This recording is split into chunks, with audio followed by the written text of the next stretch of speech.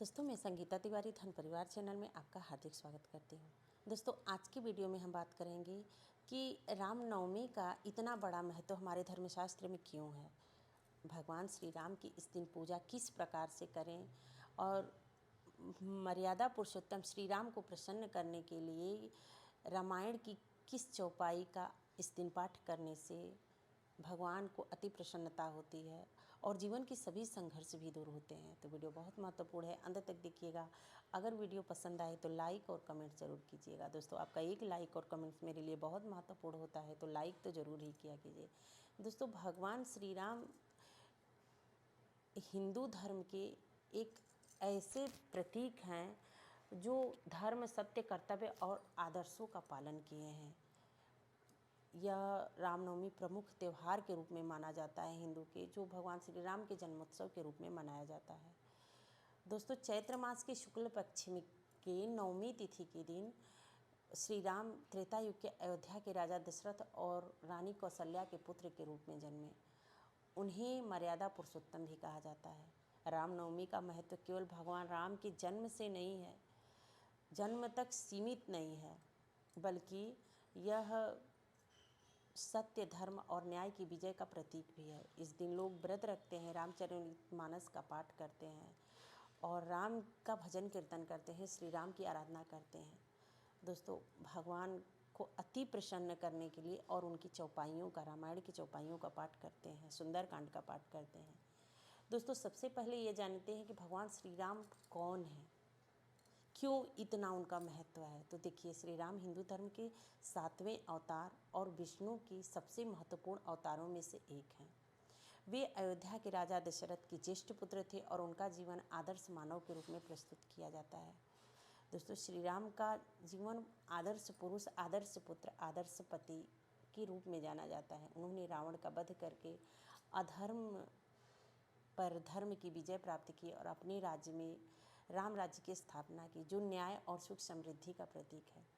तो दोस्तों, इस दिन किस प्रकार से भगवान का पूजा करें। तो देखिए, भगवान मर्यादा पुरुषोत्तम है और उनकी राम दरबार का प्रतिमा, मतलब आप अपने घर में खूब सुंदर सा राम दरबार का तस्वीर रखें और लाल आसन रख के और किसी पाटे पे उनका तस्वीर रखें और उस दिन भगवान उपवास करके भगवान का रामनवमी के दिन, तो देखिए दोस्तों, उस दिन माता दुर्गा ने महिषासुर का वध भी किया है। तो ऐसे ही रामनवमी एक बहुत बड़ा त्यौहार माना जाता है और उस दिन राम का अवतार भी हुआ है भगवान का। तो उस दिन भगवान राम की पूजा भी करना चाहिए। तो पहले आप एक लाल कपड़े बिछा के उस कपड़े पे भगवान का प्रतिमा रखिए, श्री राम का, और राम दरबार है तो सर्वश्रेष्ठ है। प्रतिमा रखिए, पंचोपचार विधि से पूजा करिए, फूल, अक्षत, धूप, दीप सब चीज़ अर्पित करिए, कलश स्थापना कीजिए। भगवान की प्रतिमा रखने के बाद उनको भोग भी, वहाँ पे भोग भी अर्पित कीजिए। रामायण, रामचरितमानस, राम रक्षा स्तोत्र, सुंदरकांड का पाठ सर्वश्रेष्ठ माना जाता है। तो दोस्तों, उस दिन अवश्य करें, प्रसाद चढ़ाएं भगवान को, आरती भजन कीर्तन करें और उनकी सबसे प्रिय चौपाई का पाठ करें। तो दोस्तों, उनका सबसे प्रिय, तो रामायण में 7 कांड है, उसमें सबसे प्रिय कांड तो उनका सुंदरकांड है और सुंदरकांड के चौपाइयों का अगर पाठ करते हैं, बजरंगबली के महिमा मंडन करते हैं, तो भगवान श्री राम अपने आप प्रसन्न होते हैं। तो उस दिन आप सुंदरकांड का पाठ करें। अगर समय आपके पास नहीं है तो आप कम से कम सुंदरकांड के 4 चौपाइयों को, जो प्रमुख चौपाइयों में से मानी जाती है, उसी चौपाइयों का पाठ करें। तो दोस्तों, मैं आपको चौपाई सुना रही हूँ, अगर आपको आता है तो ज़रूर कीजिएगा। अगर नहीं आता है तो सुंदरकांड का आपके पास किताब होगा, रामायण होगा, तो आप उसमें से करिएगा। कहीं रीछ पति सुनो हनुमाना, का चुप साधी रहूं भगवाना। कहीं रीछ पति सुनो हनुमाना, का चुप साधी रहूं भगवाना।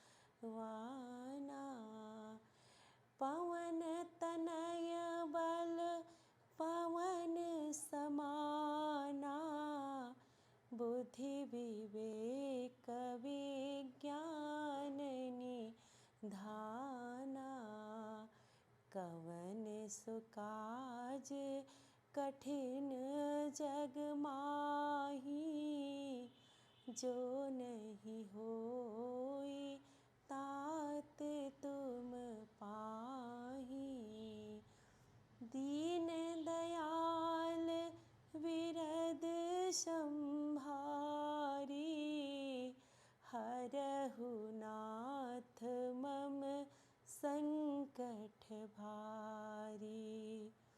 कवन सुकाज कठिन जग माही, जो नहीं होई तात तुम पाही।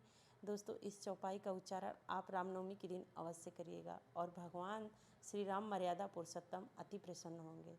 तो दोस्तों, ये रहा आज का वीडियो जो मैंने आपसे शेयर की है। मिलती हूँ अगले वीडियो में, तब तक के लिए जय श्री राधे।